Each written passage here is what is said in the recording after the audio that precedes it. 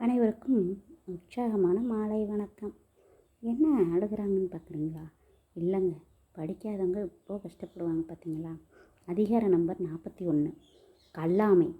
அரங்கு இன்றி வட்டு ஆடி அற்றே நிரம்பிய நூலின்றி கோட்டி கொளல்.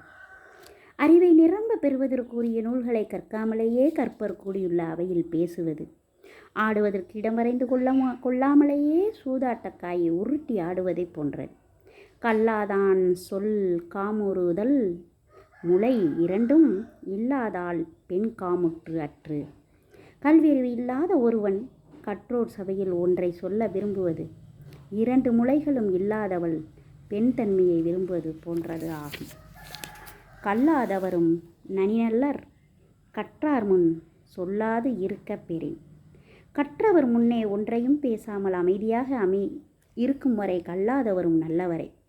கல்லாதான் உட்பம் கழிய நன்று ஆயினும் கொள்ளார் அறிவுடையார். கல்வி அறிவில்லாதவன் சில சமயங்களில் சிறப்பாக தன் அறிவை காட்டினாலும் கற்றவர்கள் அதனை ஏற்க மாட்டார்கள்.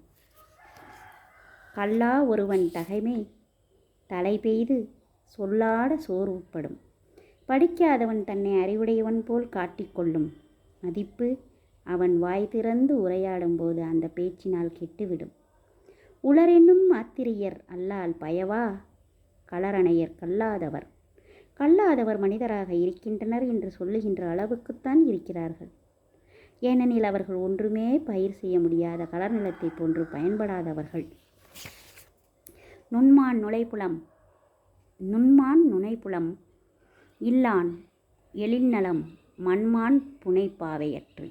நுட்பமாக ஆராயும் அறிவு இல்லாதவனின் அழகிய தோற்றம் மண்ணால் செய்யப்பட்ட அழகான பொம்மை போன்றது. நல்லார்கண் பட்ட வறுமையின் இன்னாதே கல்லார்கண் பட்டதிரு.